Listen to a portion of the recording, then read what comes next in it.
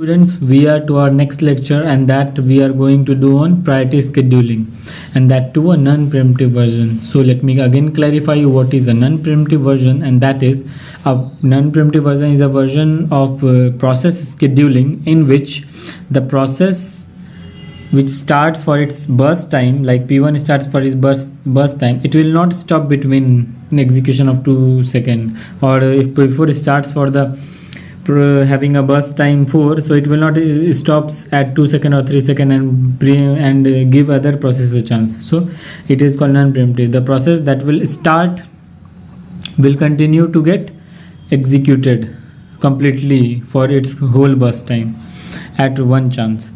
After which here we have priority scheduling, in which we have priority as a criteria. So there will be 4 columns total given to you regarding. First will be of processes that will arrive, and the arrival time at which different processes arrived, and then the burst time. Let me clarify you 5 again, the same terms which I made you clear in last videos, and that is arrival time. What is arrival time? Arrival time is actually the process when the process has arrived.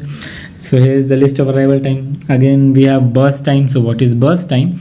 Burst time is the execution time of every process. If any process that arrives, so at how much time will it get executed, for what time it will get executed. Like P1 will get executed for 2 seconds, P2 will get executed for 1 second, P3. So this is the burst time.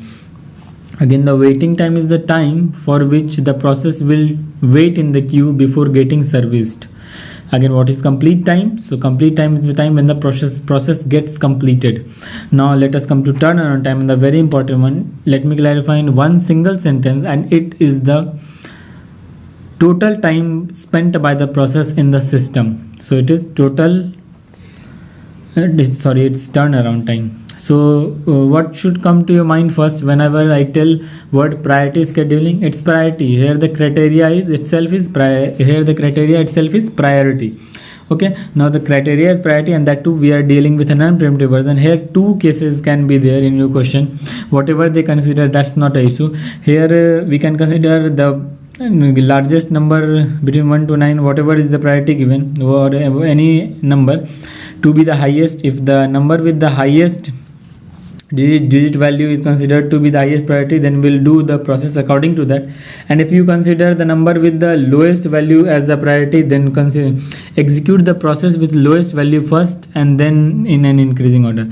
But if you consider a higher value first, then execute the process with the higher value first, because we consider here the process with higher priority will have a higher priority get executed first. So here we will take the case of a process with maximum priority, like maximum in digit will be executed first. So in this, which one has the maximum priority? We can see 15. So this should be executed first, and this should be. I am not telling this will be. Let us check now what will be the actual sequence of the processes. What's the Gantt chart? Because Gantt chart is used to mainly calculate the complete time. So referring the Gantt chart, what we can really see that at first process that arrive at 1, so 0 to 1 it's free, no issue regarding, it's not doing any job for this process. And again, if we look at process 1, after that we'll start the process, and it's non-preemptive one. So once the process P1 start, it will get executed for whole of its burst time, and that is from 1 to 3. 1 plus 2 is 3. Now till 3 we'll check for what all are the processes arrived. So 1 2 3 till 3 we can very well see that the process that has arrived is 2 and 3, P1, P2, P3, out of which P1 has been executed. We are left with P2 and P3. Now among P2 and P3 we'll check which has the maximum priority. Now in this, as I told you before, the digital value with higher value will have more priority. So here in 10 15, which has the maximum priority? P3 with 15. So which one will get executed first? P3. So P3 will execute P3 completely because it's non-preemptive version. So 3 plus its burst time, 3 plus 3 is 6. So it's the P3 gets executed. Now we have reached total time 6. Now by 6, what are all the processes arrive? So this process has been executed and P3 has been executed. We are left with P2 and P4. Among P2 and P4, we'll check for this sign was for nothing, just for convenience purpose. Now among P2 and P3 by 6 we are watching that P2 and all have been arrived, P1 to P4, and among which we are left with P2 and P4. Now we'll check for P2 and P4 which has the highest priority. We can see 10, that is P2. So we'll execute P2 first for how many seconds? 1 second. Again, now what we do, we have reached 7 seconds. By 7 seconds till 5 all of the processes arrive. So among which we are left with P4 and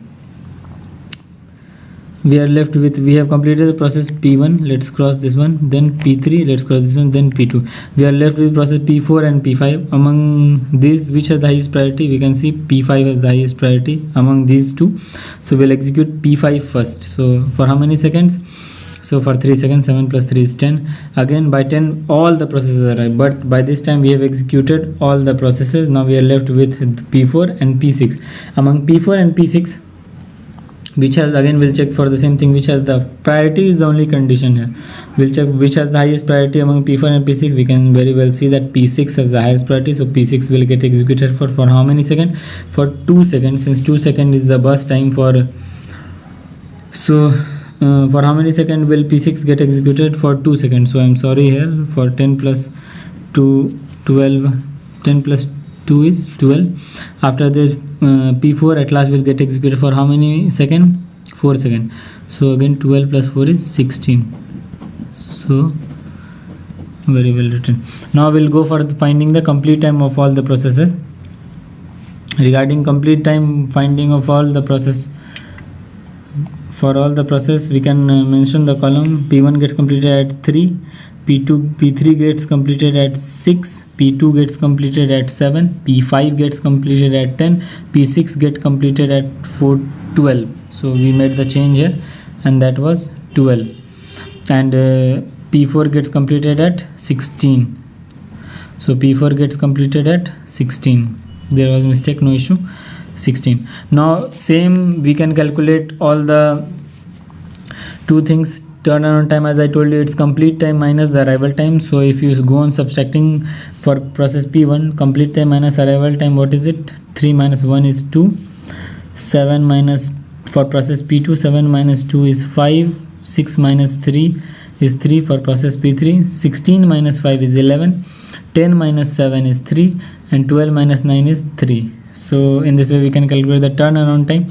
And for turnaround time, let me note you two formulas.